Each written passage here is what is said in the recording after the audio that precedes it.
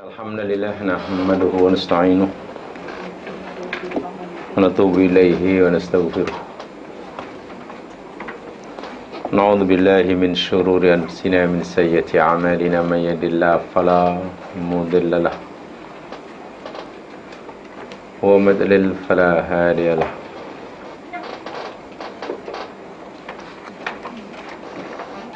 Salatu wassalamu ala asyrafil anbiya wal mursalin wa ala alihi wa ashabihi ajma'in, amma ba'd.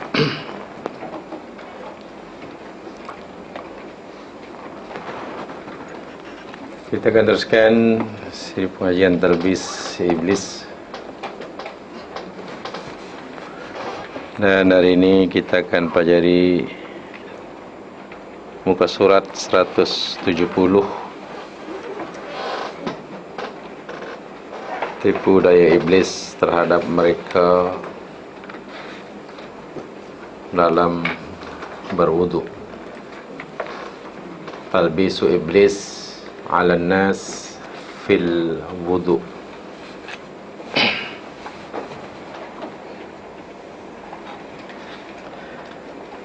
Sedia dimaklumi bahawa apa yang sering saya sampaikan boleh dikatakan tidak ada Bani Adam yang tidak menjadi sasaran talbis iblis.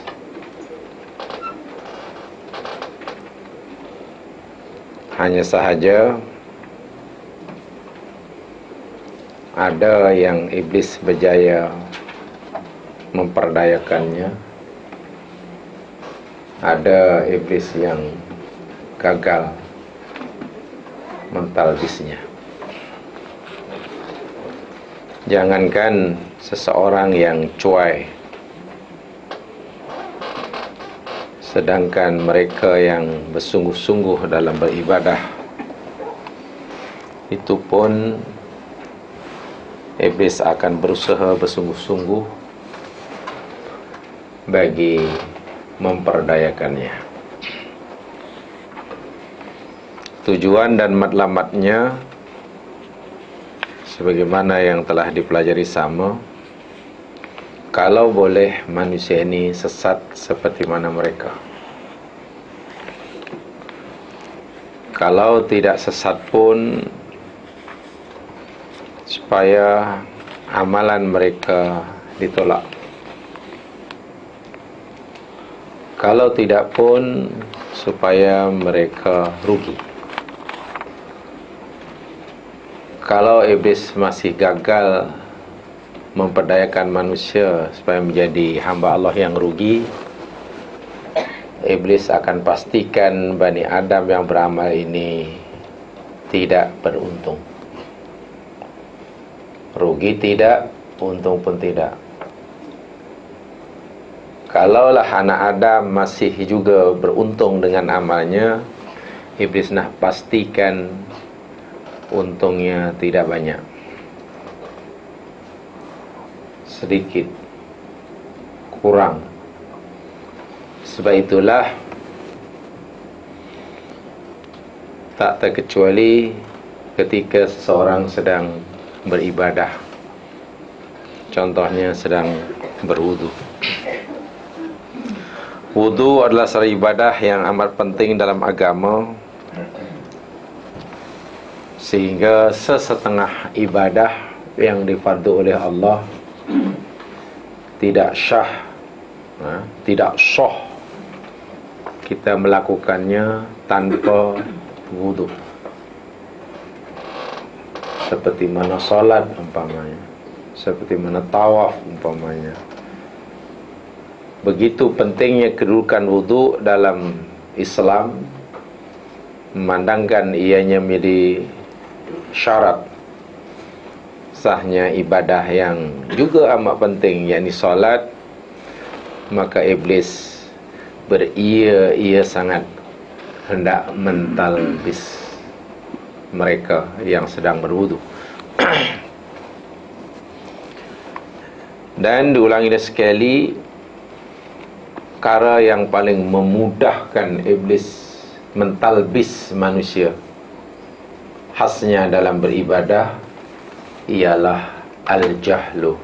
Diulangi sekali, al-jahlu, kejahilan, kebodohan. Seumpamanya dalam bab wudu ini, minhum mayalbisu alaihi fin niyat fatarahu yaqulu arfa'ul hadas thumma yaqulu astabihu shalah thumma yu'idu fayaqulu arfa'ul hadas. Masuk pada sebahagian mereka dengan memperdayakan mereka dalam niat, sehingga mereka berulang-ulang kali niat dengan talaffuz niat arfa'ul hadas, astabihu shalah. Sengaja aku hendak menghilangkan hadas, sengaja aku hendak menghilangkan hadas bagi membolehkan aku solat. Diulang-ulang talaffuznya. Dan iblis memberikan talbis, dibisikkan bahawa niat itu belum betul, niat itu masih tidak betul. Sababu hadha talbis al-jahlu bisyar'i. Punca orang yang mengulang-ulang talaffuz niat ialah karena kebodohan. Bukan sekadar talaffuz niat tidak disyariatkan oleh agama, memang tidak ada dalilnya pun. Lebih daripada itu, bila orang sibuk dengan talaffuz niat tanpa disedari, ia telah melakukan dosa besar yang lain. Dosa besar itu ialah al-israf fil ma'i, berlebih-lebihan atau membazirkan air. Al-israf fi istimalil ma', berlebih-lebihan, israf, melampaui batas menggunakan air, itu dah satu dosa besar. Lihat dalam buku Al-Kabair. Dan yang menjadi punca ia membazirkan air, bukan membuang air mungkin malah wajib hukumnya. Kalau dilarang buang air, susahlah. Yakni karena mengulang-ulang ni tadi, di anan niat, di talaffuz niat tadi. Sedangkan li anan niat bil qalbi la fil lafzi.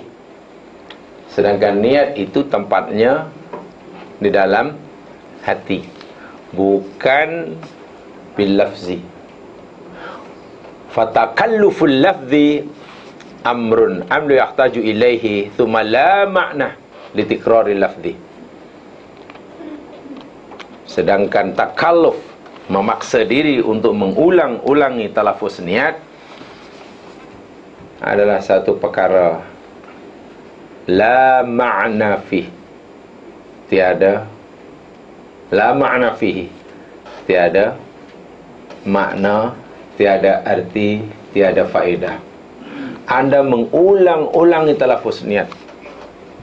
Niat letaknya dalam hati. Mengulang-ulangi talaffuz niat. Nawaitu wudu'a, nawaitu wudu'a, astaghfirullah, nawaitu wudu'a, ketika nawaitu tu air terus mencurah-curah. Air sambil nawaitu wudu'a, betul kira-kira tangan lagi tak jadi. Nawaitu wudu'a, qul a'udzu birabbin nas malikin nas nawaitu wudu'a. Ini sudah benar-benar sudah dalam perangkap iblis.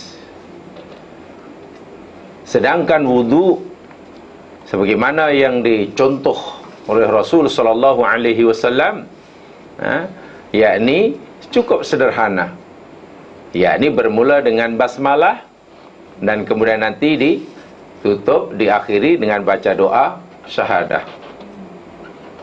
Hadis Rasul sallallahu alaihi wasallam telah menyatakan bahawa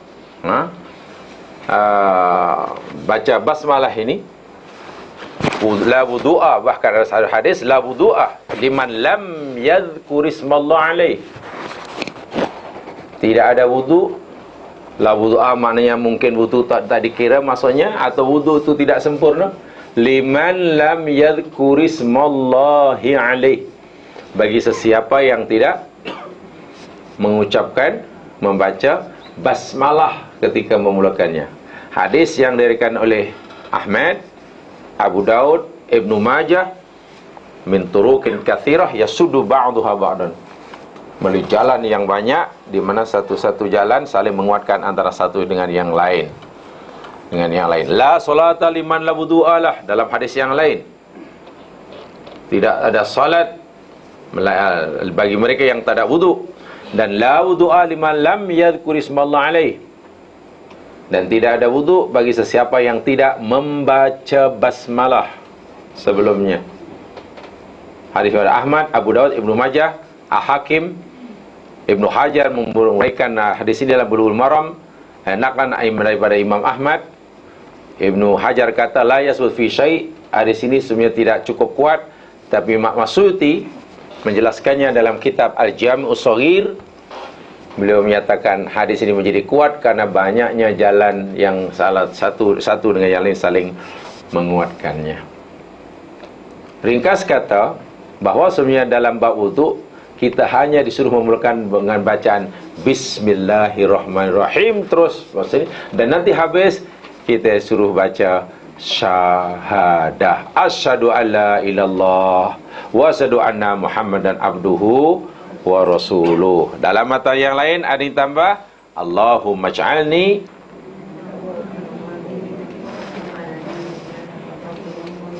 betul. Jadi asyhadu alla ilaha illallah wa asyhadu anna Muhammadan abduhu wa rasuluh. Allahumma mutatahhirin. Sudah.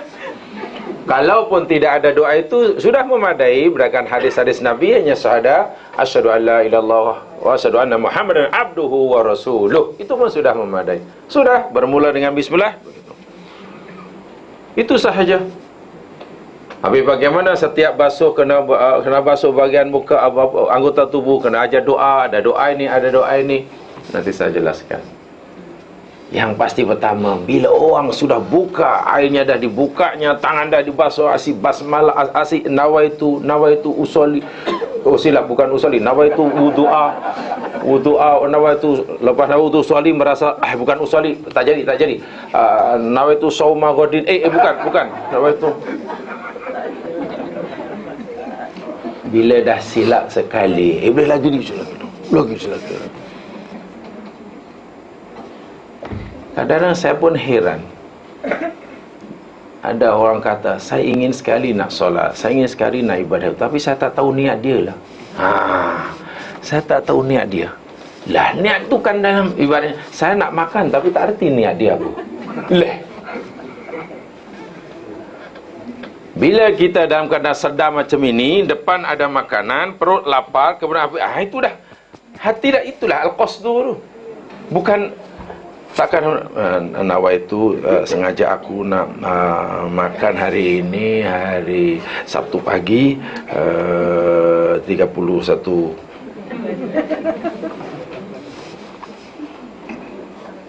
Tidak perlu. Tidak perlu itu. Jadilah, sedangkan mengulang-ulang niat la maknalah, tidak memberi arti apa-apa. Wa minhum yalbisu ala binadhari ila ma'al mutawaddi fayakul. Setengah pula iblis mentalbis pada orang itu bila nak wudu, yakni tapi apa? Binadhari fil ma'il mutawaddi fihi fayakul min aina laka annaka annahu tahir. Nak wudu katakanlah.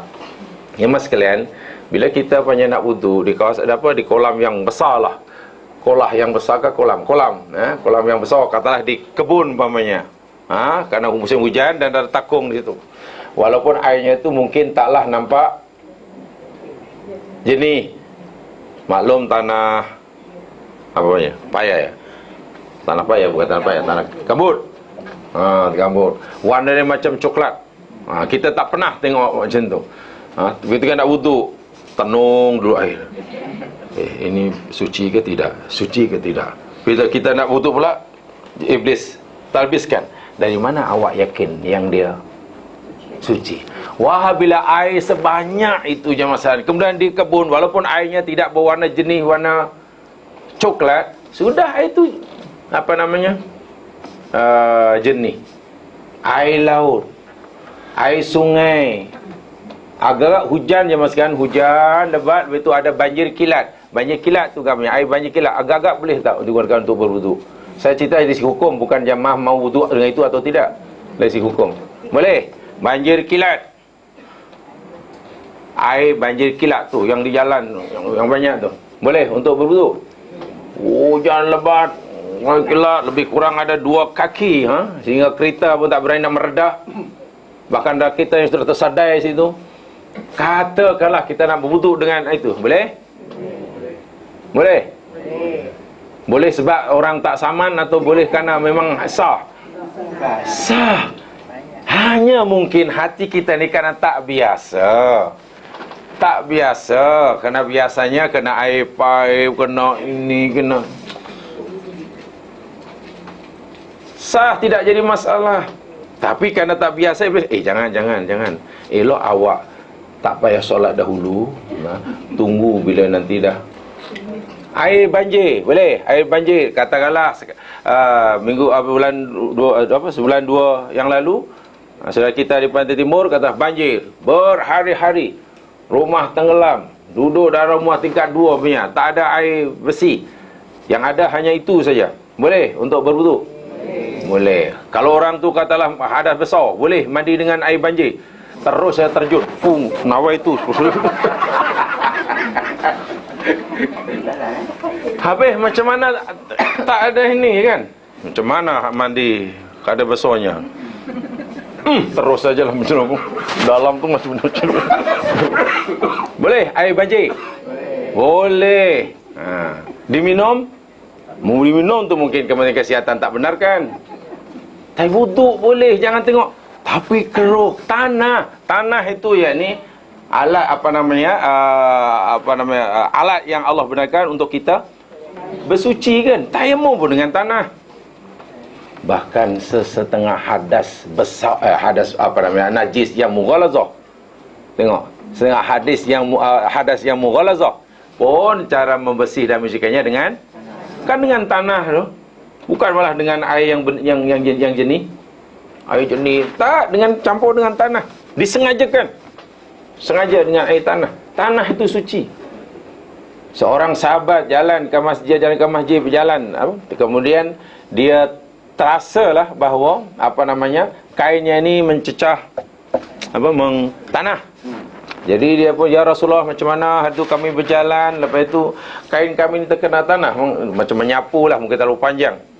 Jadi suci ke tak suci? Nabi kata, ialah jika ia sekiranya kotor, tanah yang selepasnya itu yang menyucikannya. Katalah terkena ni tanah kotor, lepas itu tertarik sebelah, tanah yang selepasnya itu mencucikannya.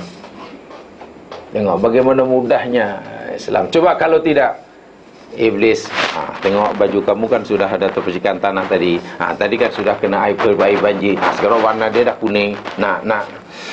Ini cerita suci atau tak suci, bukan cerita cerita bersih atau tak bersih. Kalau ceritanya tak bersih, memanglah baju terkena air banjir tak bersih ke? Tapi suci. Wuduk perlu dengan air suci. Sebab ada suci tak bersih. Bersih tak suci, ada. Bersih tapi tak boleh gunakan untuk suci, ada. Apa dia? Bersih tapi tak boleh digunakan untuk suci, untuk bersuci. Apa dia? Kopi O. Teh tarik. Ayat nyok. Ayo nyu. Ayo nyu. Kan? Jadi tidak perlu diulang, ditenunglah air itu. Agak-agak ini suci ke tidak? Dari mana min aina laka annahu tahir? Dari mana awak tahu bahawa dia suci? Kata Iblis. Wa yaqdulahu fihi kullu ihtimali ba'idin wa fatwa syari. Sehingga dia mengandai-andaikan. Andai ialah jangan-jangan sebab pula ini, manalah tahu, mungkin 2 bulan lepas ke ada anjing ini ke, masuk sini, kemudian manalah tahu benda itu mungkin sebab ini di tengah kebun umpamanya. Dah macam-macam lah andaian, al-ihtimal. Dia cuba mengandai-andai dan seterusnya dan seterusnya. Tidaklah seteruk itu. Yakfihi bi anna asla ma at-tahara. Memadailah baginya sebetulnya yakin bahawa asal air itu adalah suci.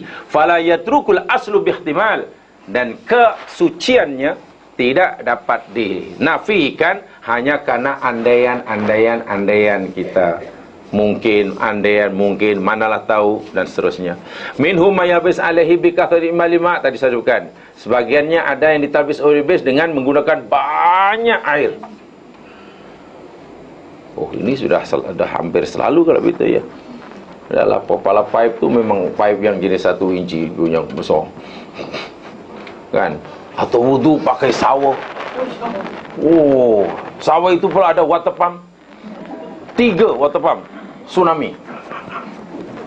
Kan lu tu buka kuat-kuat wudu. Tak boleh tu jemaah sekalian. Atau pipe yang memang kuat sangat pressure dia, sikit saja, jangan gunakan lebih-lebih. Itu sudah talbis. Talbisnya yakni kita telah menggunakan banyak air, al-israf. Namanya al-israf, itu sudah disebutkan tu, berlebih-lebihan dalam menggunakan air. Kan, berlebih-lebihan menggunakan air. Kemudian dzalika ismu arba'as ayas makruha. Di situ sudah kumpul ada 4 kesalahan. 1, menggunakan air yang berlebihan. 2, menghabiskan masa yang berharga dalam melakukan perbuatan yang tidak wajib dan tidak pula disunatkan. 3, melangkahi ajaran agama sebab dia tidak pernah puas dengan ketetapan agama, yakni menggunakan air yang paling minimum. Yang 4, yang disebab masuk dalam perbuatan yang dilarang oleh agama, yakni yang melebihi 3 kali penggunaan airnya, penggunaan air. Itu talbis ketika orang berwudu. Tu pada muka surat 171 tu. Terjemahannya sudah ada. Yakni falal fafata waktu solat, au fata awalu, au fadilatu awqatihi, au jamaah. Sehingga karena terlalu lama berada di bilik air untuk berwudu, ya terlepaslah fadilat solat di awal waktu. Atau mungkin terlepaslah jamaah yang dia nak pergi jamaah. Atau mungkin terlepas fadilah rakaat yang pertama. Atau mungkin terlepas fadilah tak dapat jadi makmum bermula daripada takbiratul ihram. Ini banyak sekali fadilat kekurangan yang terlepas daripadanya kerana itu tadi terlalu banyak talbis. Terlalu banyak talbis. Talbisu iblis ala hadha bi annaka fi ibadatil ma lam tasihhu la tasihhu shalah walau tadabbara amruhu la alima annahu fi mukhalafati matri. Talbis iblis ini kerana iblis sentiasa memberitahu kita ini penting, wudu ni penting. Bila wudu kamu salah, nanti solat kamu tak diterima. Wudu ini ibadah yang sangat menentukan solat sah atau tidak sah. Sebab itu kamu kena betul-betul. Bila iblis taklif seperti ini jemaah sekalian, ya akhirnya kita melakukan berulang-ulang sesuatu yang tak sepatutnya dibuat kita buat, sesuatu yang sebenarnya dilakukan kita lakukan. Betul, bila wuduk tidak sah, solat tidak sah, itu betul. Tapi iblis timbulkan lebih sehingga kita hanya khawatir, ragu, dan seterusnya. Sudah sah tapi masih ragu. Sudah betul tapi masih kurang yakin. Sehingga mengulang-ulangi perbuatan yang sebenarnya jangankan diwajibkan, disuruh pun tidak. Qad ra'ayna man yadru fi hadhil wasawis wala yubali ma yuwasrabi wala yafadu lisanahu min ghabi. Tetapi bab wudu begitu hati-hati, bab makan minum tak kisah, bab borak, bab jaga lidah, bab jaga mata, bab jaga telinga. Tapi bila wudu, wah, macam orang solat tengok. Biasanya luar biasa bila bab takbir dengan bab Fatihah. Yang lainnya cincai. Ada orang Allahu Akbar, bismillah, bismillah. Imam dah rukuk dia masih iyyaka na'budu, iyyaka na'budu. Imam dah sami Allah dia masih iyyaka nasta'in. Iya. Lah solat iyaka lah, si iya ke? Iya ke nak budu? Malah salah, malah tak batal ya solat dia. Bukan iyyaka na'budu, tapi iya ke nak budu? Dia kata iya ke nak budu? Iya kan.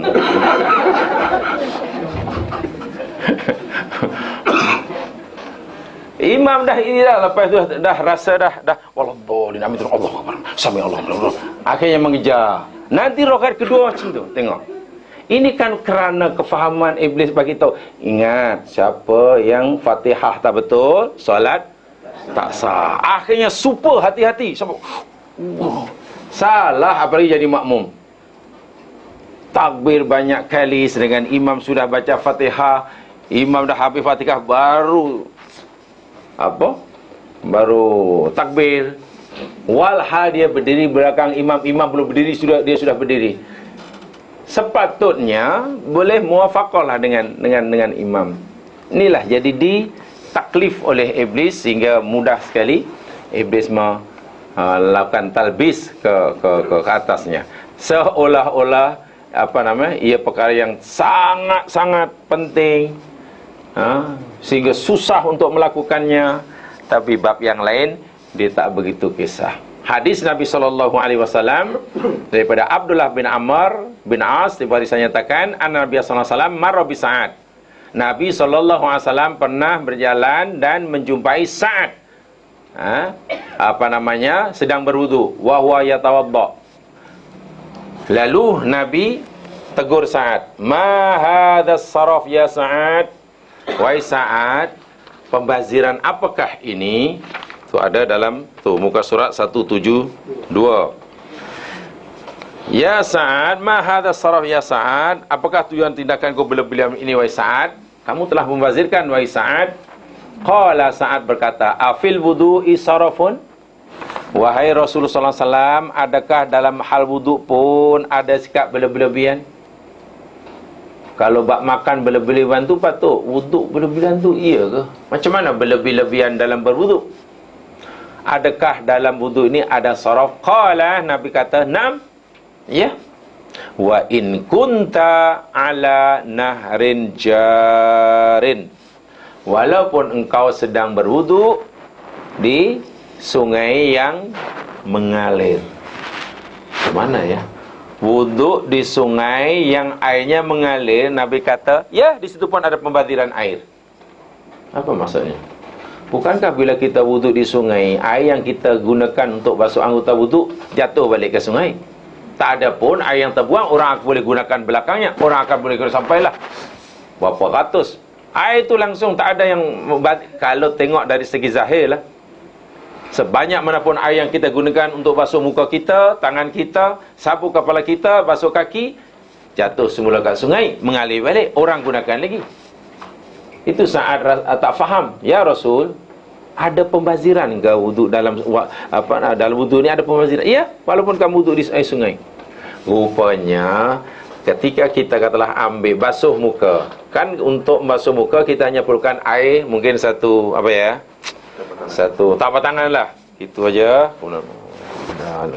Atau lagi basuh tangan pun gitu. Tapi mentang-mentang lah ia kat sungai. Sungai pula mengalir airnya jernih. Sungai air batu, sungai gunung. Satu badi, satu gayung. Air belum. Walah air itu jatuh semula tu. Itu pun Nabi kata itu israf. Itu di sungai free. Dan air itu boleh digunakan. Sekarang bayangkan kalau wudu di sungai pun ada pembaziran, ada israf, dan israf hukumnya dosa. Bagaimana ya wudu di bilik air di rumah, yang air yang lepas digunakan tak digunakan balik sebab dah lah, itu berbahaya. Kan berbahaya. Ya, yang free kan hanya 20 gallon ya. 20 gallon aja yang free. Ya, yang duduk Selangor free lah. Siapa suruh duduk wilayah. Yang duduk Selangor free 20 gallon. Bukan itu yang free. Itulah, jadi di sini barangkali ya kita belum punya apa ya, belum punya pemahaman yang tepat tentang israf, tentang berlebih-lebihan dalam menggunakan air. Kerana kita fikir ya, berlebih-lebihan air, ya ini bila air itu terbuang tu baru kira salah. Rupa-rupanya berwuduk dalam air sungai, di sungai yang airnya mengalir itu pun ada saraf. Ya sudah lah kata. Sekarang mungkin bukan di sungai, saya kata tiap hari, dalam kolah masjid, kan? Lepas itu kita basuh muka, air masuk lagi ke kolah pun. Bukan kita basuh tangan, demikian juga. Tapi bila basuh muka sampai pun dipanggil saraf. Dipanggil saraf. Lil wudu'i syaitan yuqalu lahu walhan fattaquh. Nabi bersabda bahwasanya dalam bab wudu ni ada setan yang ditugaskan untuk sentiasa timbulkan talbis. Nama setan itu walhan. Jaga diri kamu, pelihara diri kamu daripadanya. Itu talbis yang kaitan dengan wudu. Talbis yang kedua berkaitan wudu, pertama tentang niat. Terlalu lama mengulang-ulangi talafuznya tidak diperlukan, sehingga banyak melakukan pembaziran air. Ya sudah pastilah, bila banyak membazirkan air dan melakukan masa yang lama, sudah terlepas mungkin fadilat solat. Kalau dia nak berjamaah, dah tertinggal. Dia bukan lagi nanti makmum yang muafiq, sudah jadi makmum masbuk. Karena imam dah dapat satu rakaat, dia baru, dah rugi lagi. Dah rugi, sangat-sangat rugi. Dan yang kedua, ini dipanggil, yakni kalau dalam bahasa Arabnya al-i'tida fid du'a. Al-i'tida fid du'a ni maknanya bersangatan, berlebih-lebihan dalam berdoa. Macam mana ya berlebih-lebihan dalam doa? Berdoa disuruh oleh Allah, tetapi bila orang itu bersangatan atau memaksa diri, berlebihan dalam berdoa, rupanya malah tak baik. Lebih-lebih lagi dalam perkara, dalam keadaan di mana Nabi tidak contohkan untuk kita berdoa. Rasul SAW bersabda dalam hadis yang dikatakan oleh Imam Abu Daud, sabda Nabi, sayakunu fi hadhil ummah qaumun ya'taduna fid du'a wat tuhur. Akan ada pada umat Islam, umatku ini, satu kumpulan, satu kelompok manusia yang melampaui batas dalam berdoa dan bersuci. Akan ada daripada umatku, kata Nabi, satu kumpulan yang berlebih-lebihan, melampaui batas dalam berdoa dan bersuci. Apa itu berlebih-lebihan dalam doa dan apa itu berlebihan dalam suci, dan kenapa Nabi kaitkan doa dan bersuci, doa dan wudu?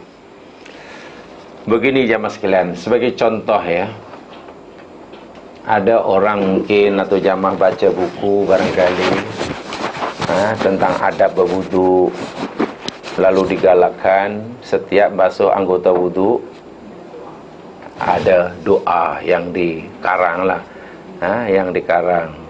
Tapi lagi sekali, tidak ada satu pun dalil daripada Rasul berdoa berwudu sambil berdoa. Basuh tangan ada doanya, basuh muka ada dosanya, ada doanya, sapu kepala, basuh kaki. Lam yasbut anin Nabi sallallahu alaihi wasallam du'aun athna al-wudu. Tidak sabit daripada Rasul sallallahu alaihi wasallam. Lam yasbut, tabata yasbutu, dalam bahasa Arab sabit lah. Tidak sabit. Sabit ke sabit? Sabit. Oh, bukan sabit. Oh, saya terlalu Arab-Araban lah, saya punya pelat dah. Saya ingat telah disabitkan. Oh, disabit ya. Oh, sabit tu bukan tu. Oh, itu sabit juga. Tidak sabit daripada Rasulullah SAW doa asna al-wudu ketika orang sedang berwudu. Tidak, lam yasbut. Inda ghuslil a'da ketika ia membasuh anggota wudu. Au mashiha atau menyapu anggota wudu yang lainnya. Wa ma dzukira min ad'iyah fi dzalika mubtada'un la aslalah. Dan doa-doa yang dibaca itu dianggap oleh setengah ulama ahli hadis sebagai mubtada'. Mubtada' sesuatu yang diada-adakan. Bid'ah lah, sesuatu yang diada-adakan. La aslalah. Tidak ada apalah aslalah? Tak ada dasar. Tak ada asal usul. Wa innamal ma'rufu syar'an, hanya yang diketahui secara syar'i daripada syarak, at-tasmiyah awaluhu, baca basmalah sebelum memulakannya. Bahkan ada setengah ulama, walaupun minoriti, tidak sah wudu seorang tanpa baca bismillah. Yang lain menganggapnya ia sebagai sunnat. Kenapa? Yang mengatakan wajib kerana Nabi SAW tidak pernah meninggalkannya. Hanya bismillahirrahmanirrahim. Sudah. Ini tidak, yang disuruh hanya itu sahaja. Wa bisyahadatain, dan juga membaca syahura kalimah syahadah selepasnya. Syahadu alla ilallah wa syahadu Muhammad Rasulullah abduhu wa rasuluh, dan ditambah Allahumma ij'alni minat tawwabin waj'alni minal mutatahhirin. Itu saja. Selebihnya lam yasbut, tidak sabit daripada Rasul. Apa contoh yang tak sabit? Umpamanya mithalud doa inda ghuslil wajhi. Contohnya membaca doa ketika ia basuh muka. Sampai basuh muka baca doa, Allahumma bayyid wajhi yauma taswadu fihil wujuh wala taswaddu wajhi yauma tabyadu fihil wujuh. Ya Allah, putihkanlah wajahku pada hari di mana nanti muka-muka semua orang hitam, dan jangan ku hitamkan wajahku ya Allah pada hari semua wajah putih. Di akhirat nanti kan ada wajah orang beriman memancor-mancor putih, wajah orang kafir hitam. Nabi pun bagi tahu pada kita, salah satu ketika Nabi ditanya, ya Rasul, macam mana engkau nanti ya Rasul mengenal umatmu, bahawa ini umatmu, ini bukan umat engkau ya Rasul, macam mana engkau nak mengenali Rasul? Nabi tanya balik pada sahabat yang bertanya, susahkah bagi engkau untuk mengenali kambing engkau yang berwarna putih jika kambing itu berada di kumpulan kambing-kambing yang berwarna hitam? Kata saya, oh tidak ya Rasul, mudah bagiku untuk mengenalinya, itu kambing-kambing sewarnanya putih. Begitu jugalah aku mengenali umatku min atharil wudu muhajjalin, ghurran muhajjalin min atharil wudu, yakni kesan daripada wudu yang mereka lakukan akan melakukan ghurran muhajjalin. Ghurran muhajjalin itu maknanya mengeluarkan cahaya, memancau-mancau, berkilauan, berkilat, memancau-mancau lah. Bagaimana memanconya, ya tak payah digambarkan, tak payah divisualiskan, nanti malah tak cantik. Sebab kalau memancau-mancau, mana wajah bersinar tapi leher hitam, tangan memancau hingga siku kan, lepas tu yang lengan hitam, kaki memancau hingga buku lali, atas ke atas hitam. Tak cantik, tak cantik. Lepas itu yang selalu basuh kepala setakat sini aja memancau, sini gelap, lepas itu sini mancau lagi. Ya janganlah digambarkan begitu. Bersih, dia otomatik itu. Bila wudu diterima ya mas sekalian, otomatik. Bila wudunya sah dan Allah terima, itulah ganjaran dia. Ini tidak, basuh muka aja, Allahumma bayyid wajhi yauma taswadu fihil wujuh wala taswadi wajhi yauma tabyadu fihil wujuh. Ya Allah ya Tuhanku, putihkanlah wajahku pada hari di mana semua wajah bertukar berwarna hitam. Ya Allah, janganlah engkau hitamkan wajahku pada hari semua wajah warna putih. Adik balik-balik sampai itu. Dia sambil basuh muka. Sekali dah basuh muka, dah habis pula, doa belum habis, kena basuh lagi. Ya, sudah ada pokok tambah. Ya, ini tidak ada jemaah sekalian, doa sebenarnya tidak ada sama sekali. La aslalah. Nabi tak buat, sahabat tak buat, imam yang 4 pun tidak tahu tu. Imam yang 4 pun tak tahu. Mungkinlah kalau kita tanya, katalah Imam Syafi'i rahimahullah, wahai Tuhan saya Imam Syafi'i, ini ada wudu basuh muka ni, ada doa macam ni, betul ke? Mungkin Imam Syafi'i pun kata, iya ke? Saya tak jumpa. Mungkin sebab memang tak ada dalam fatwa beliau, tak ada dalam kitab beliau, tak tahu dari mana. Mungkin adalah dalam buku-buku panduan yang kadang tak dijelaskan pun dari mana asal usulnya. La yasbut. Jika ianya satu kebaikan, niscaya Nabi telah ajarkan. Ingat, Nabi pernah bersabda, ma min amalin yataqarrab ma min amalin yataqarrabakum ilal jannah illa faqad amartukum bih. Tidak ada satu amalan pun yang bila kamu melakukannya membolehkan kamu dekat dengan surga, melainkan aku dah suruh kamu buat. Tidak ada amalan yang menyebabkan kamu dekat dengan neraka bila kamu lakukannya, melainkan aku dah larang. Maknanya tak ada amalan yang bila kita buat kita akan masuk surga, melainkan Nabi dah bagi tahu dan Nabi dah tunjuk ajar. Jadi jangan fikir, ini pun amal bagus ni, ini boleh masuk surga ni. Tapi Nabi tak, Nabi dulu mungkin tersilap ini sebenarnya. Sebenarnya bagus ni, tapi entah macam mana Nabi boleh tak terlepas pandang. Itu dah menuduh Nabi khianat. Itu dah menuduh Nabi tidak menyampaikan syariatnya dengan betul. Tak ada dalam hadis dhaif pun tak ada. Dalam imam yang 4 pun tak jumpa. Basuh muka, baca doa. Ini termasuk talbis ya. Sebab ditambah. Dan talbisnya lebih parah sebab kita disuruh mengada-adakan perkara-perkara yang baru yang bukan dari agama. Basuh tangan pula, basuh tangan daripada ni pun ada baca doa lagi. Allahumma a'tini kitabi biyamini wal khulda bijinani bisama yasari wa hasibni hisaban yasira. Ya Allah, ya Tuhanku, berikanlah kitab catatan amalku dengan tangan kanan, ya Allah, dengan tangan kanan, dan hisablah hamba-Mu ini dengan hisab yang mudah. Sambil basuh tangan. Hasibni Allah. Ini kitab bahasa Arab pula tu. Bahasa Arab pula tu. Jadi yang tak reti bahasa Arab, ada lagi satu kerja untuk menghafalnya. Karena tak tahu artinya, akhirnya tersilap. Basuh muka, Allahumma a'tini kitabi biyamini. Ya Allah, berilah hamba-Mu kitabnya dengan tangan kanan. Sekali basuh tangan pula, Allahumma bayyid wajhi yauma tafil. Ya Allah, putihkanlah wajahku pada hari. Silap letak sebab tak tahu yang mana satu. Dia hanya hafal aja.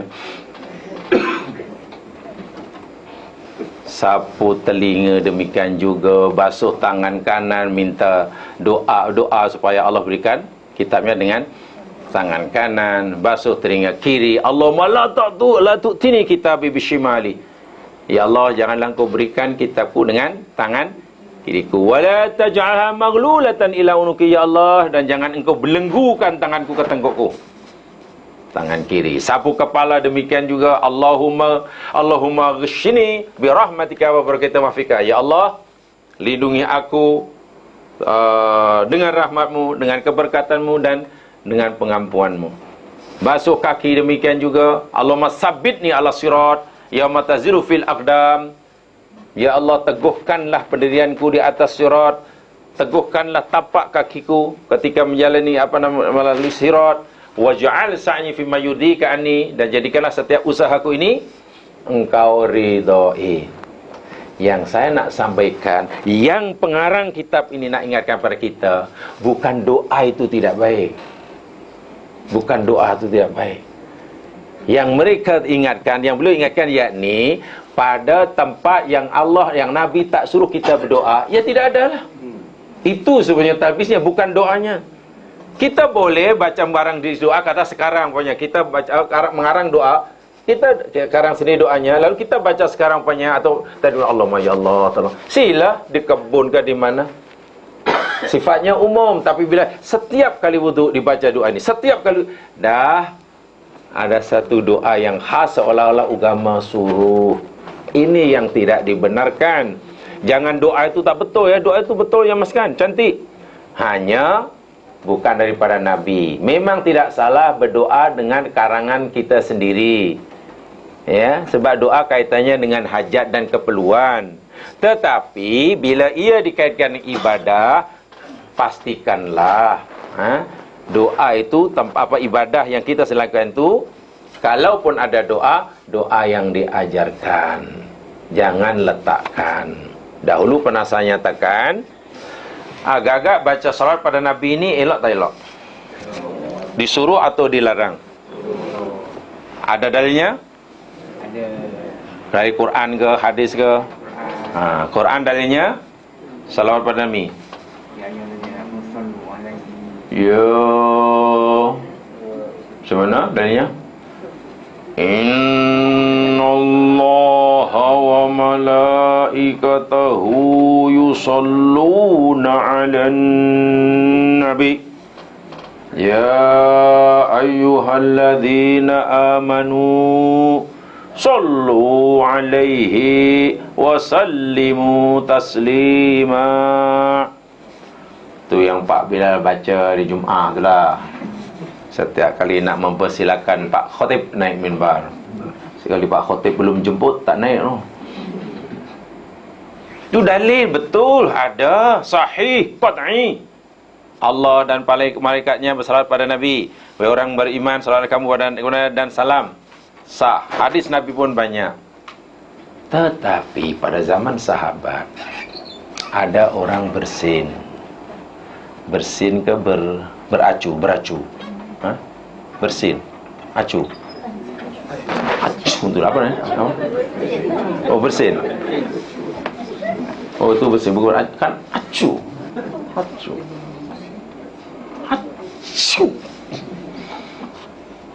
Ada kawan saya dulu masa belajar, bersin dia mesti bukan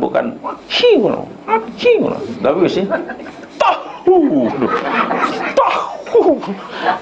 tahunya lah bersin aja boleh tahu. Tak kira pagi, petang, siang, malam, tengah malam, pagi, buta pun Nabi suruh wa idza atisha ahadukum fa hamidallah fasamidhu. Ni dalam hadis Subul Salam Babul Waram bagian akhir Kitabul Adab, di sana ada. Jadi kaitan dengan hakul muslim alal muslim. Satu di antara hak orang Islam dan orang Islam lain, bila seorang muslim itu beratos, atos mana bersin tadilah, hendaklah dia baca alhamdulillah, alhamdulillah. Dan saudaranya yang mendengar mendoakannya lah, ya rahamukallah. Itu je. Nabi bersin, alhamdulillah, sahabat, ya rahamukallah. Sahabat ini kata bersin, alhamdulillah, yang lain, ya rahamukallah. Itulah, itu yang diajar oleh Nabi. Lepas bersin, hamdalah. Alhamdulillah, jangan tukar. Jangan acu innalillahi wa inna ilaihi raji'un. Tak boleh. Acu kul wallahu kata Allah sama lam yalid walam yakul lahu kufuwan ahad. Tak boleh. Hamdalah, bukan kulhu tak boleh, bukan kulhu tu tak baik.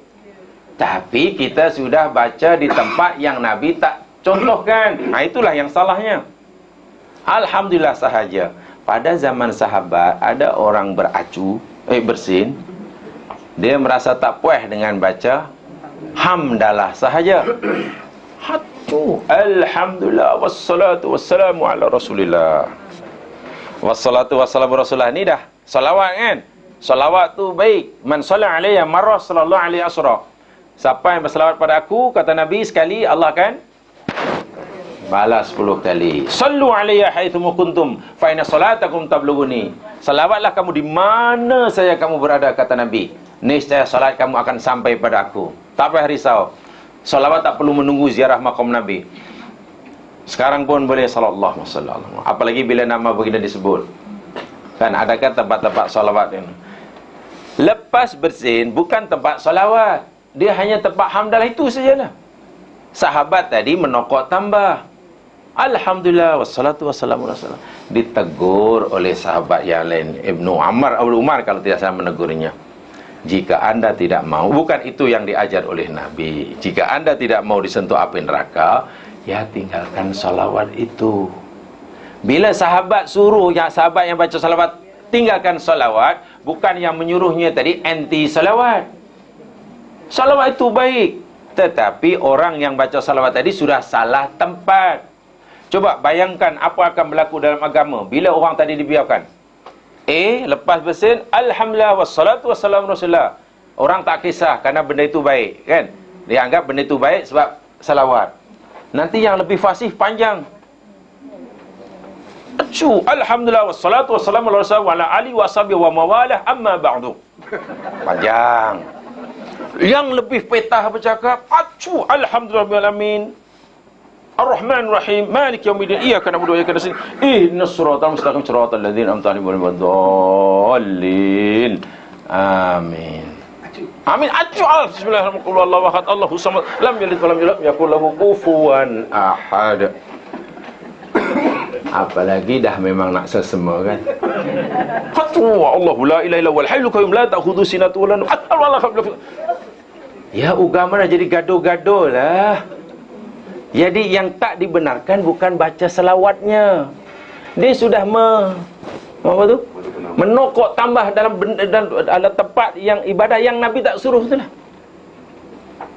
Jadi kita kena faham. Sebab bila orang kata tak bolehlah ini doa, jangan pula kita yang katalah kita baca doa, kemudian ada orang tegur bahawa tempat itu bukan tempat berdoa kan Nabi tak contohkan, lalu kita marah dia. Awak ni anti doa ke?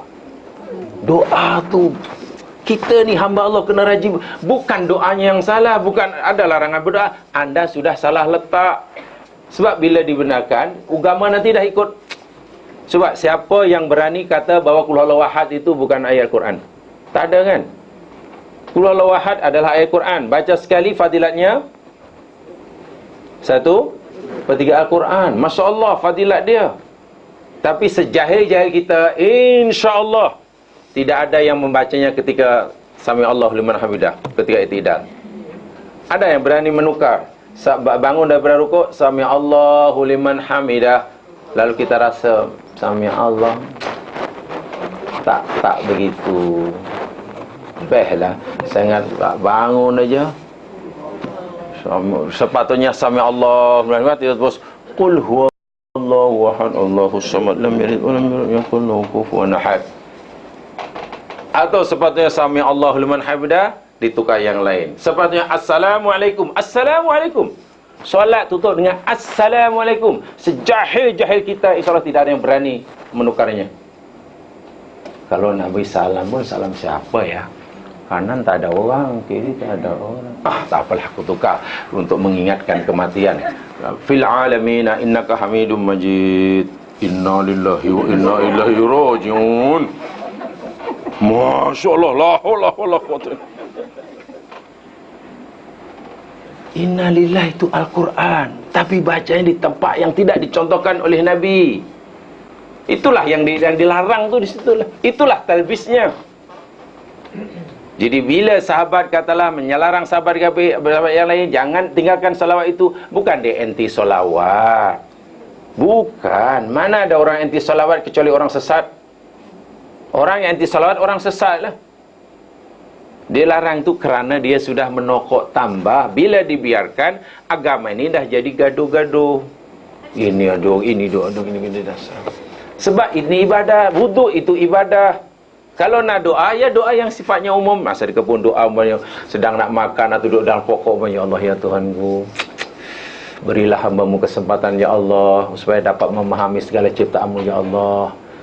Tangan yang Kau berikan ya Allah, hamba-Mu minta ampun jika sekiranya hamba tidak menggunakannya dengan cara yang betul. Boleh lepas rehat, lepas menebeh kat kebun kan, lepas main golf di kebun dia. Main golf dengan tebeh itu sama je, gerakan dia sama. Minta maaf Tuan Haji Zamli, saya bukan tu boleh. Ya mungkin yang main golf tu tak suka berkebun. Yang sama.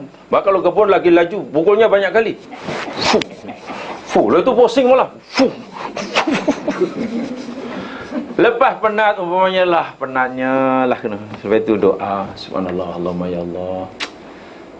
Tangan yang kau ciptakan, yang kau berikan ya Allah, jika sekiranya hamba salah menggunakannya, ampunkanlah.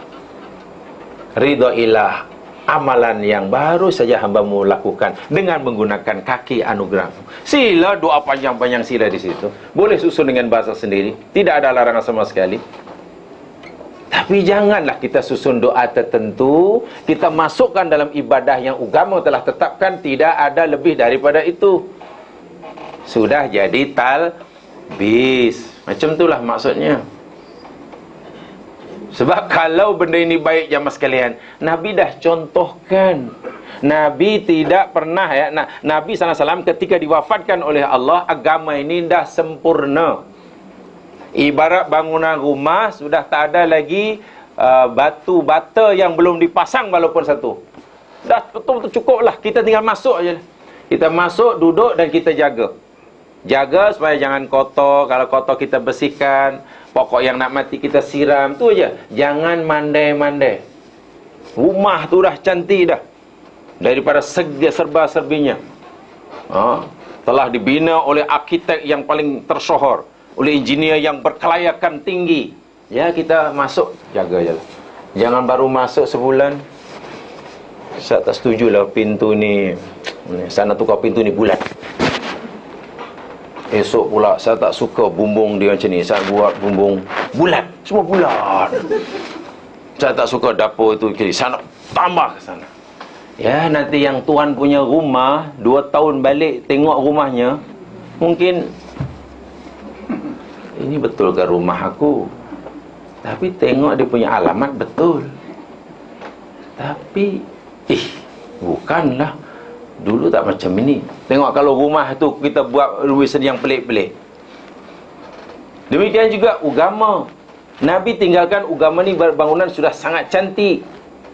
Bayangkan bila kita suka tokok tambah yang ditarik sana, tarik situ, ubah sini, ubah sini. Banyak ubah suai. Mungkin Nabi pun tidak akan kenal lagi. Ini tengok macam umat kami, solatnya macam tapi kenapa dia buat macam tu? Kami tak suruh, kenapa dia buat? Subhanallah. Jangan ya, jangan. Jadi ini memang sangat halus ya mas sekalian ya. Sebab talbis iblis dalam perkara ini berkaitan dengan perkara yang nampaknya baik. Doa itu baik. Apalagi isi doa, Masya Allah. Siapa yang tak nak dapat kitab dengan tangan kanan? Semua orang mau. Siapa yang tak nak wajahnya nanti oleh Allah akan dibersihkan di akhirat, tidak legam, tidak hitam legam. Siapa yang tak mau nanti meniti surat mustaqim dengan begitu mudah. Siapa yang tak nak dan semuanya nak belaka. Tapi masalahnya doa-doa ini tidak ada dalam hadis Nabi, tidak diramalkan oleh sahabat. Imam mazhab yang 4 yang tersohor itu pun tidak mengenalinya. Jadi kalau nak mengarang doa pun boleh, tapi tempatnya bukan tempat-tempat yang dilarang lah. Ya, katakanlah umpamanya nak zikir itu boleh tak? Zikrullah, baca la ilaha illallah, la ilallah. Bagus ya? Bagus. Subhanallah, subhanallah. Oh, Masya Allah. Astagfirullahaladzim, astagfirullahaladzim, astagfirullahaladzim. Bagus kan? Zikrullah bagus. Ibadah yang sangat tinggi. Tapi bila kita melakukan di tempat yang tidak ada contoh, bahkan dilarang, malah berdosa kita melakukannya. Ketika kita umpamanya berada di bilik air, qada'ul hajah. Kita sedang qada'ul hajah. Subhanallah, subhanallah, subhanallah, subhanallah, subhanallah, subhanallah, subhanallah, subhanallah, subhanallah, alhamdulillah, alhamdulillah, Allahu Akbar, Allahu Akbar, la haula wala quwwata.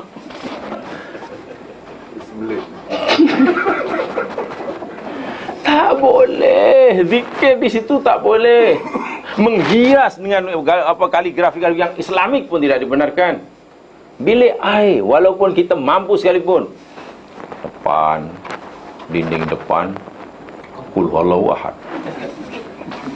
Dinding kiri, qul a'udzu binnas. Dinding sebelah kanan, qul a'udzu bil falaq. Belakang, qul ya ayyuhal kafirun. Bumbung, ayat kursi.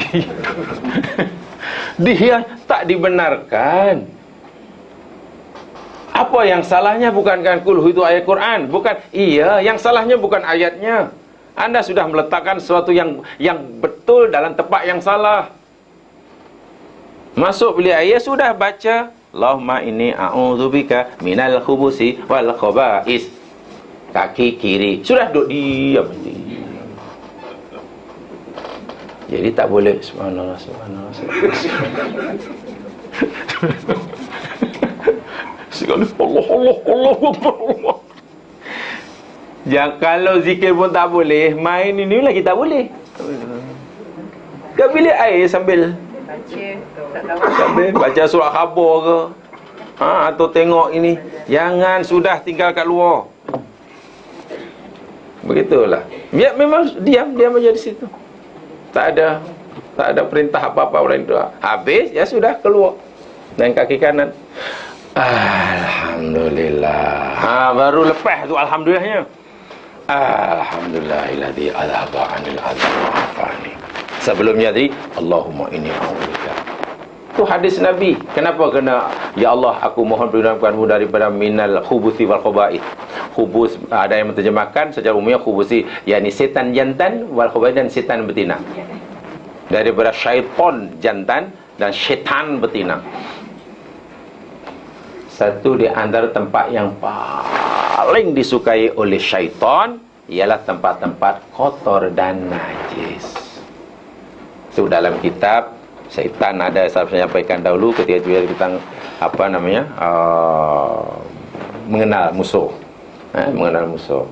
Termasuk juga tempat-tempat yang kosong, ruangan kosong. Bila kita ada rumah besar, dulu adalah penghuni dia sebab anak masih duduk sama. Sekarang anak seorang keluar kerana dah berkeluarga sendiri. Rumah yang besar banyak bilik itu sekarang kosong lah. Tuan rumah pun lebih suka duduk di bawah. Bila tuan rumah duduk bawah, bila dah bawah tak nak naik, bila duduk atas tak nak turun. Penyakitnya lain. Bila duduk bawah tak boleh naik, bila boleh duduk di atas tak boleh turun.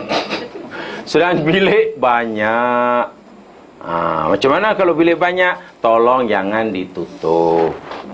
Sentiasa terbuka. Kalau bilik itu kosong, alhamdulillah. Kalau bilik banyak itu kita menafaatkan. Oh, yang situ untuk bilik bacaan, yang situ dimanfaatkan tak apa. Jangan ditutup. Tapi nak manfaatkan semua pun nampaknya tak. Masih ada lebih juga sebab banyak bilik dia. Kan? Dulu cukup lah, sekarang dah lebih. Buat rumah biliknya ada 16. Semana 16, sekarang tinggal berdua dan seorang pembantu. Pergerakannya pun dah tak selincah dahulu. Dahulu sangat lincah pergerakan dia. Naik turun tu. So, sekarang slow. Ya, kena buka, jangan tutup. Buka. Biarkan aja lah. Bilik air, ya. Bilik air. Begitu juga buka. Sebab setan suka sangat ruangan-ruangan yang kosong. Dan bila dibuka itu dipanggil bukan ruangan lagi. Sebab kan terbuka kan. Itu dah dikira-kira ruangan lagi. Kalaulah ada. Sebab rumah pun ada yang menepati sunnah, ada yang tidak. Keluarga ramai, kan. Bilik hanya 2 umpamanya, ya belum menepati sunnah. Orang itu mesti berusaha rajin bersungguh-sungguh supaya suatu saat nanti Allah bagi rezeki hingga mampu buat rumah, memiliki rumah yang mempunyai bilik yang cukup untuk ahli keluarganya. Ini binti orang tua, ini bilik anak lakinya, ini perempuannya, ini dan wal khamis satu, Nabi kata wal, dan satu bilik untuk tetamu. Mana ada bilik kosong untuk kot-kot ada ni. Tapi kalau ada juga lebih, ini sudah ada, ini sudah ada, ini sudah cukup, ini sudah ada. Wal khamisatu lisyaitan. Bila masih ada yang lebih tapi tak tahu untuk apa, itulah untuk setan. Maknanya keluarga ramai, bilik kurang, belum menepati sunnah. Wajib usaha lagi supaya dapat memiliki rumah yang cukup biliknya. Rumah besar, bilik banyak, keluarga sikit pun tidak menepati sunnah. Macam itulah gambar ni. Itu boleh lihat dalam buku Yusuf Al-Qaradawi, buku beliau Daurul qiyam wal akhlaq fil iqtisad al-islamiyah. Peranan nilai dan moral dalam perekonomian Islam. Sangat cantik. Jadi ya, dalam rumah pun ada ikut sunnah atau ada terlalu besar. Family, keluarga hanya 4 orang umpamanya. Rumah dia sebesar stadium Shah Alam. Ya, tak menepati sunnah lah. Tak menepati sunnah. Istana. Ya. Istana itu negara yang punya ya. Mungkin dimanfaatkan lah itu, wallahu alam. Ini persendirian. Kalau istana tu termasuk kita yang buat. Jadi kalau salah nanti kita pun ditanya juga. Jadi kembali kepada yang saya sampaikan tadi, bukan doanya, jangan salah faham ya, bukan doanya yang diharamkan, yang ditegar, bukan doanya yang tak baik. Doa memang disuruh, ud'uni astajib lakum. Perbuatan yang salah, talbisnya orang ni sudah mereka-reka adalah. Kan? Doanya cantik, tapi bila tempat itu memang ibadah dan tidak ada contoh doa, ya jangan ditambah-tambah.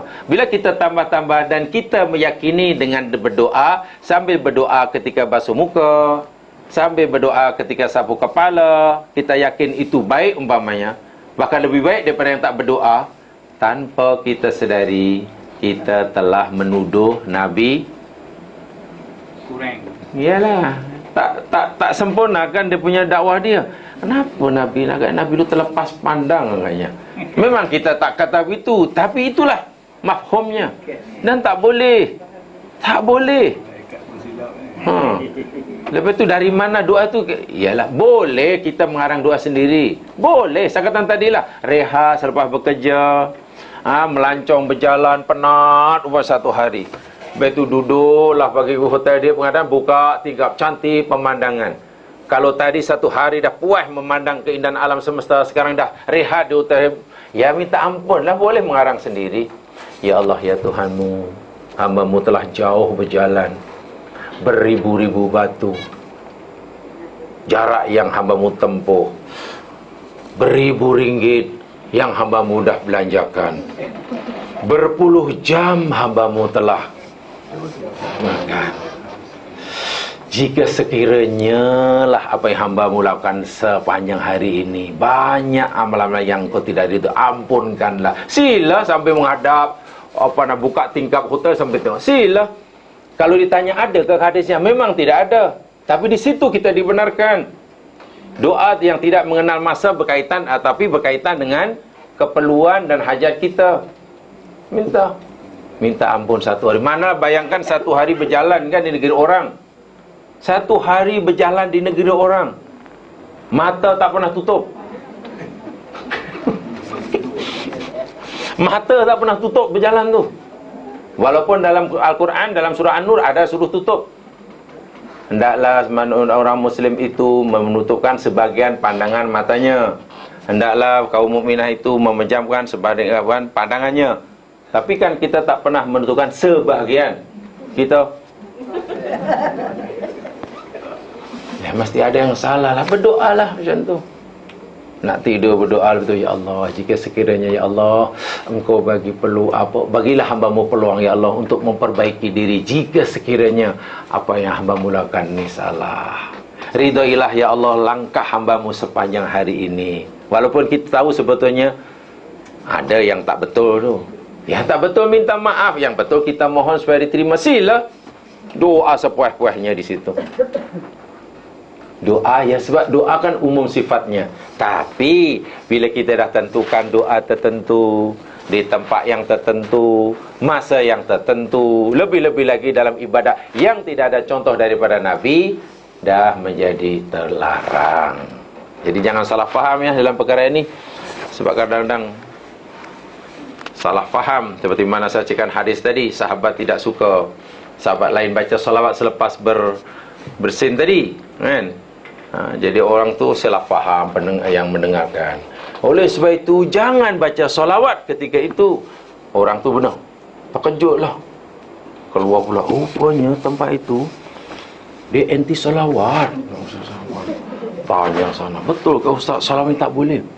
Mana salah tahu. Tapi Ustaz tu cakap jangan baca salawat. Biar betul. Iya, saya dengar sendiri.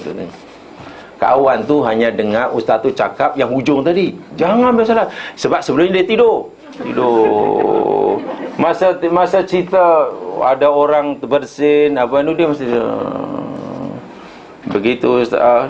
Sebab itu jangan baca salawat. Wah, terkejut. Itu balik tu yang dapat ilmu itulah. Jangan baca salawat. Jangan baca. Yang sebenarnya tidur aja. Yang dengar ucapan terakhir, jangan baca doa. Ini bengi. Betul ke ustaz? Sebab saya dengar sendiri. Saya belum peka ustaz. Saya tulis di mana saya dengar tu, pukul berapa. Yang sebelumnya dia tidur, dengar-dengar aja, jangan berdoa. Dah salah faham kan? Itu salah faham ke atau punya faham yang salah? Jadi bezakan ya. Itu tadi saya contohkan yang mudah. Innalillahi wa inna ilaihi, itu katalah itu adalah ayat Quran, benda yang baik. Tapi bila kita baca di tempat yang tidak ada contoh daripada Nabi, dah jadi salah. Bahkan Nabi melarang kita masa rukuk dan sujud baca Al-Quran. Tengok, baca Al-Quran tu zikir yang paling mulia. Tapi kenapa Nabi larang kita baca Al-Quran masa sujud dan rukuk? So kita tak tahu, mestilah ada, bila Nabi suruh mestilah ada hikmahnya, bila Nabi larang mestilah ada madaratnya. Dan bila Nabi tak bagi contoh yang sepatutnya kata kita sebenarnya baik, yang mana tak baiklah sebab Nabi tak bagi contoh. Dia kena begitulah berfikir agama ni. Bila tidak, ya nanti susah lah. Ya sila. Bila kita bersin dalam kalai alamai, dah baca, dah kita kata Alhamdulillah, kita kata excuse me pada orang ramai tu takut mengganggu. Itu mat solih. Itu mat solih. Kalau kita Alhamdulillah, itu Muhammad solih. Kalau kita excuse me, itu mat salih. Bezanya itu. Ya, bezanya itu. Ya. Artinya kalau kita nak ikut ajaran Nabi yang betul, dapat pahala, alhamdulillah, anda tidak perlu merasa bersalah di hadapan orang, kecuali anda beracu bersin sampai depan tu makan depan tu makan. Nah, itu mungkin pasal itulah minta maaf dia. Jamaah sekalian, tengok dalam mukjizat apa rahsia bersin. Sekarang ada kan, saya ada dulu ada CD lah. CD tu cari-cari tak jumpa. Pasal pindah randahkan itu tempat tu tak jumpa. Saya suka sekali. Lepas tu saya beli di tu Sabah apa Islamic Sabah Sabah Media, Islamic Media apa? Sabah lah kan. Ni Dr. Harun Yahya punya CD. Banyak keajaiban bernafas. Selama kita bernafas katalah dalam 1 minit, luar biasa rupanya rahmat Allah yang ni. Rupanya kita macam sederhana kita bernafas saja, tapi Masya Allah apa yang berlaku dalam diri kita, dan macam mana itu oksigen dibawa ke seluruh tubuh untuk bagi kehidupan pada setiap sel. Kemudian kita bersin. Luar biasa nikmat yang Allah berikan pada kita ketika kita bersin. Bukan sekadar mengeluarkan sesuatu dalam tubuh kita yang tak diperlukan oleh tubuh kita. Ada sesuatu yang tidak diperlukan oleh tubuh kita, bahkan memadaratkan tubuh kita, dan tidak boleh dikeluarkan kecuali dengan kelajuannya 150 hingga 160 km sejam.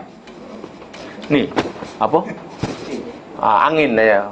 Angin tu, angin yang keluar daripada mulut ke hidung yang bersin ni? Oh, dua-dua. Oh ya ke? Oh ya. Mulut pun ada sebab kadang terus keluar kan.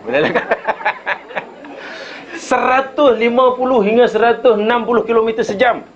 Bayangkan kalau bersin ni selama 1 minit. Teruntuh dinding. 100. Nasib baik tak ada sesaat. Satu, maknanya keluar itu dah bersih. Yang keduanya, ketika bersin, heartbeat kita berhenti.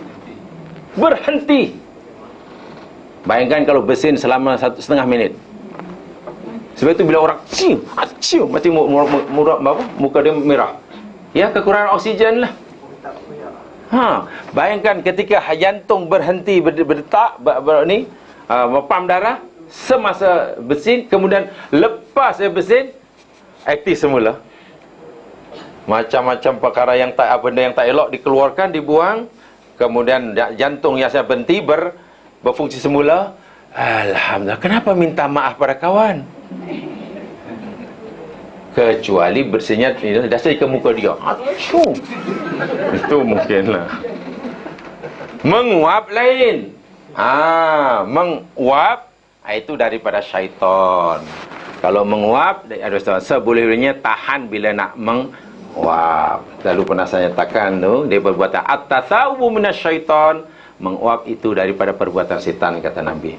Apabila seorang pun tidak menguap, adalah ditahan seboleh-bolehnya, jangan sampai menguap. Tapi kalau tak boleh juga, falyadu yadahu fi fihi. Letak tapak tangannya di mulutnya. Tutup. Dan jangan sampai mengeluarkan suara. Sebab bila menguap dan mengeluarkan suara, syaitan akan tepuk tangan. Menguap itu perbuatan setan. Sebetulnya astagfirullahaladzim. Jangan keluarkan suara, jangan. Malah dimainkan. Alhamdulillah. Batuk saya batuk. Ya, batuk itu mungkin ada TB lah kot. Batuk tidak ada peraturan dalam agama. Bila batuk ada apa macam tu. Hanya menguap dan bersin. Yang dalam hadis batuk tak ada. Ya, batuk itu mungkin biasalah. Batuk. Maksud saya tak adalah hadis yang berkaitan kalau batuk macam etika dia. Itu kalau ada etika pun kaitannya dengan etiket lah. Kaitan dengan etiket. Tapi bersin dan menguap bukan sekadar etika, bukan sekadar kaitan dengan etiket, itu kaitan dengan agama. Alhamdulillah. Ya rahmukallah. Luar biasa. Bersin adalah nikmat yang lega ya. Bersin ni lega kan? Kita nak bersin tak jadi, macam rasa dia.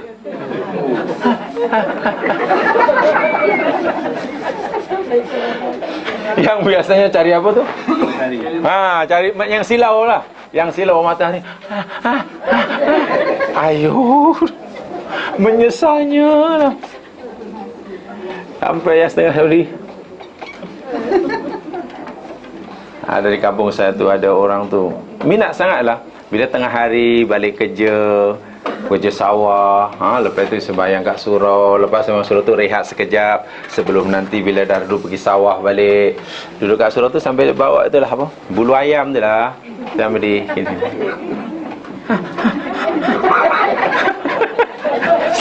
saya masa tu masih kecil lagi, tapi tengok tu nak gelap pun ada apa, pak cik tu suka betul-betul betul-betul betul buat lagi. Mata tu pejam sampai hidung pun naik. Agaknya steam bukannya dia. Alah, bulu ayam yang dalam sampai ke dalam tu. Kalau nak bersihkan telinga takkan selalu kan. Hampir tiap hari lepas Zuhur. Yalah, dia memang rumah saya ni ada surau depan rumah tu, ayah luar surau, jadi jiran-jiran bila sebenarnya tak ke masjid lah sebab masjid jauh. Jadi bila balik dari sawah, musim pergi sawah, tengah hari Zuhur kat itu. Lepas Zuhur tu lah duduk kat Serambi Surau sambil yang hamba Allah nasib. Mesti ada bawa bulu ayam ke surau. Ketagih ya. Kata saya, iyalah kalau nak bersihkan di sini telinga dia takkan hari-hari. Rupanya saja nak cari steamnya tu sini. Oh, itu betul-betul nak cari nikmat bersin tu. Hilang tu orang susah boleh hilang tu. Mungkin bagus ya untuk terapi stres kan. Kalau orang stres, kena rajin bersin. Mungkin hilang kan. Boleh. Jadi itu. Jadi yang saya harapkan tu jangan salah faham. Bukan doanya yang salah. Bukan berdoanya yang dilarang. Tapi bila kita sudah meletakkan sesuatu bukan pada tempatnya. Nabi nak bab wudu cukup senang supaya iblis tak datang, tak talbis. Okey, buka aja bismillah, basuh tangan bismillahirrahmanirrahim dan kita kan sudah terus. wudu. Cara wudunya di tempat lain, bukan pelajaran di sini macam mana cara wudu. Dan udah, terus basuh biasa, habis saya tutup, kemudian menghadap kiblat, asyhadu an la ilaha illallah wa asyhadu anna muhammadan abduhu wa rasuluh. Setakat itu pun boleh. Nak sambung pun boleh, sebab ada perkataan yang lain ditambahkan oleh si perawi itu. Allahumma shalli minat tawabin wa jal minal mutatahhirin. Sudah. Tak ada, dah itu cukuplah tu. Tapi basmalah jangan tidak, sahdah jangan tidak. Itu bab wudu. Artinya dalam wudu ini tidak ada bacaan-bacaan yang banyak seperti mana solat. Kalau kitanya, kalau dalam solat kan ada rukun qauli ya.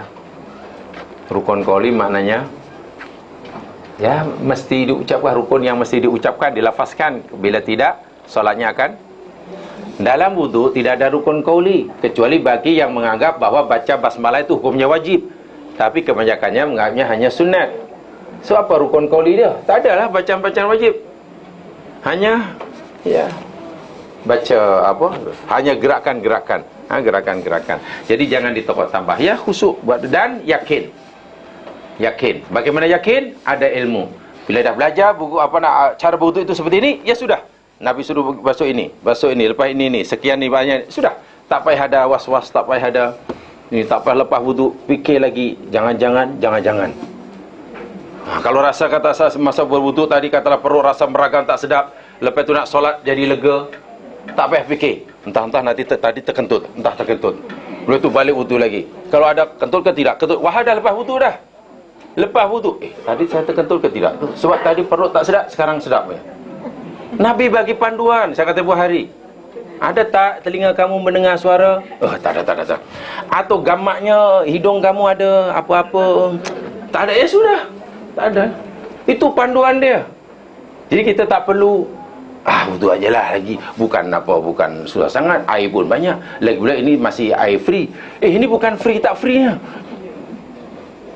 Ini perbuatan ini sudah talbis. Jadi kena dijaga. Kena jaga. Dan jangan terlalu berlebihan dalam berdoa. Termasuk amaran Nabi tadi dijelaskan dalam kitab ini, berwudu setiap basuh anggota ada doa. Sebab ini dah termasuk berlebih-lebihan dalam berwudu, dalam berdoa dan dalam bersuci. Nabi dah ingatkan 14 abad yang lalu akan berlaku nanti dalam umatku ini satu kumpulan kaum yang bersangatan berlebih-lebihan dalam doa dan wudu, dalam bersuci. Dan termasuk berlebihan dalam doa ni jemaah sekalian, nanti tak sempat saya sampaikan, yakni orang berdoa terlalu detail. Tak boleh. Itulah termasuk berlebih-lebihan. Terlalu detail maknanya, kalau pada zaman Nabi lah, ya Allah, sepatutnya ya Allah, kami mohon surgamu dan ridhamu. Kan cukup begitu kan? Allahumma as'aluka ridhaka wal jannah. Sudah. Hambamu mohon surga dan pengampunanmu. Tapi sahabat ni tidak. Doanya, ya Allah, hamba ni mohon surgamu ya Allah, dengan makanannya ya Allah, dan bajunya berwarna hijau ya Allah, dan disebut baju warna hijau, biliknya warna. Itu sudah kira berlebihan dalam bersangatan dalam. Tak payah. Ya Allah, berilah hambamu kejayaan kepada anak-anak kami supaya mereka berjaya dalam pembelajarannya ya Allah. Sudah. Kalau ya Allah ya Tuhanku, sebenarnya salah seorang pada anakku ya Allah sedang mengambil UPSR ya Allah. Pastikan ya Allah yang mat itu jangan sampai tidak A. Yang M itu biasanya ya Allah. Yang sejarah itu lulus tak lulus pun tak kisah, tak apalah. Sejarah bukan. Tapi ya Allah yang admit ya Allah tu. Dan hendaklah disebut satu, tak perlu. Macam minta anak, ya Allah ya Tuhanku, bila kami anak tu lelaki tahu, anak lelaki dan mesti kuning langsat ya Allah, tinggi lampai, rambutnya hitam ya Allah. Ini yang tak inilah ini bersangatan dalam, tak boleh. Cukuplah ya Allah berikan kami zuriat yang soleh. Amin, sudah. Ini disebutkan. Ya Allah, bila lelaki ya Allah hendaklah mukanya macam saya, kalau perempuan macam ibunya, kalau boleh ya Allah hidungnya yang apa punya doa lah. Detail sangatlah. Itu termasuk yang mu'tad, berlebihan, dilarang. Nanti saya tunjukkan dalilnya, ayatnya, Al-Qurannya dijelaskan oleh Nabi SAW. Jadi tak begitulah doa. Nabi dah ingatkan. Nanti ada kaumku yang macam tu bila berdoa. Sampai dah. Walha cukup sederhana. Para Nabi bila dahulu minta pasangan, ya Allah beri kami pasangan yang qurratu ayun. Ya Allah berilah kami anugerah anak cucu yang solihah. Sudah. Tak pun mereka minta anak ditentukan jantinannya. Yang diminta dzurriyyah solihah, dzurriyyah thayyibah. Kita ada dzurriyyah yang thayyibahnya tak disebut. Ya Allah tak kisah ya Allah, asal laki ya Allah, anaknya asal laki suka. Kena apa namanya? Baby girl tak nak ya Allah, baby girl tak nak, kena baby boy ya Allah. Asal boy tak apa. Jangan, itu pun ada peraturan dia ya, ada peraturan. Ya, mudah-mudahan menambahkan bentar lagi, insyaAllah kita akan tambahkan yang belum sampai sampaikan berkaitan dengan talbis dalam buku ini dan juga talbis dalam adhan, dalam ibadah lah. Bahkan nanti talbis dalam solat, masa baca Fatihah pun setan sudah masuk. Sedang solat baca Fatihah, setan boleh masuk. Pelik lah. Wah, bila orang solat setan dia kata lari. Macam mana setan malah datang lah? Apa sebabnya? Mesti orang itu sendiri yang menjemput setan tadi. Mailah macam tu. Ya, karena kejahilan. Karena kejahilan. Benda yang sepatutnya dibuat tak dibuat, benda yang tak dibuat malah dibuatnya. Kan talbis. Jadi dah larilah mak dia salat. Wallahu a'lam. Subhanakallahumma bihamdika asyhadu an la ilaha illa anta astaghfiruka wa atubu ilaik. Wa tawassaw bis sabr. Assalamualaikum.